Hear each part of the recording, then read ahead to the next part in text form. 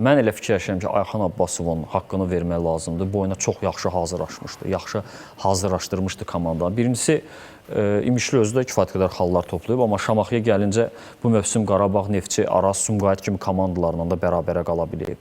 Hətta Sabahın özü ilə ilk dövrə matçında da xalla ayrıla bilərdi. Yalnız Kəpəz matçı istisna olmaq şərti ilə qalan bütün oyunlarda məğlub olubsa da minimal hesabla məğlub olub. Yəni 2-1 hesabı ilə Kəpəzlə oyunda da qırmızı vərəqə almışdı Şaibu. Azlıqda qalaraq bir dövr oynamışdılar. Hücuma atılıb boşluqlar vermişdi. Yəni Şamaxı həqiqətən də yaxşı müdafiə olmağı bacarır. Amma bu oyunda mən deyərdim ki, taktiki savaşda Ayxan Abbasov Dambrauskosu üst elədi. Niyə? Biraz da buna açıqlama verim. Bəli, ilk baxışdan 4 stoper kimi oynayırdı Şamaxı, amma müdafiə olunarkən Arsen Ağcabəyev dayaq yarım müdafiəçisi zonasına düşürdü. Balao düşürdü cinah müdafiəçisi mövqeyinə. Rüfət biraz geriyə çəkilə bilirdi, amma hücum planında tam fərqli oynayırdılar.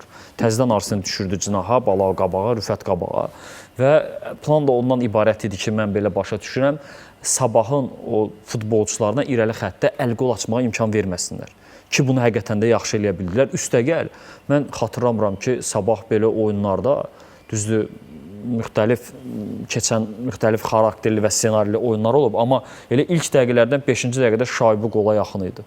İkinci hissənin əvvəlində Balao təhbətə çıxırdı. Yəni oyun boyu hardasa 3 dəfə, 4 dəfə Sabah müdafiədə ciddi boşluqlar verdi. Və ümumiyyətlə oyunun bir yerinə qədər matçın əvvəllərində bir anlıq fikir verdin, bilməm ya yox. Oyun Sabahın hissəsində gedirdi, meydançanın Sabaha aid hissəsində gedirdi. Şamaxı o qədər inamlı oynayırdı, o qədər presinq eləyirdi. Bəzən baxırdın ki, Sabah heç rahat-rahat müdafiədən çıxa bilmir, top tikələrinə yol verir. Həm mental, həm oyun anlamı, həm taktiki planda mənə elə gəlir ki, Şamaxı düzgün analiz eləmişdi Ayxan Abbasov öz vizavisini, Dambrauskusu və bir yerlərə qədər Dambrauskusun gördüyün ki, oyuna müdaxilələri heç cür effekt vermir. Amma Şamaxıda bizim gördüyümüz, bildiyimiz bir problemlər var. Əslində problem deyil, bu çatışmazlıq deyək, hansı ki, bəlli reallıqlardan irəli gələndir. Şamaxının heyəti kasaddır. Ayxan Abbasovun əlində oyunu dəyişmək üçün, oyunu gücləndirmək üçün elə də futbolçular yoxdur.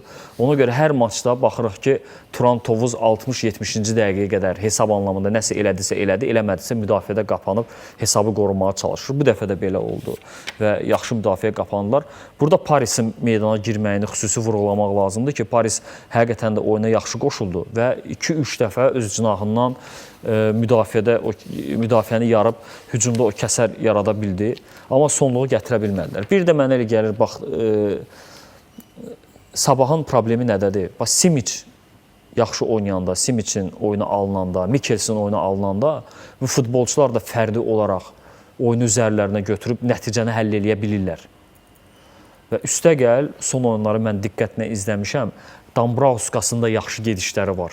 Futbol anlamda həqiqətən də meydanda yaxşı gedişlər eləyir. Məsələn, Qəbələnin onun hesabına qol vura biliblər. Kəpəzin oyunda o gedişləri hesabına qol vura biliblər.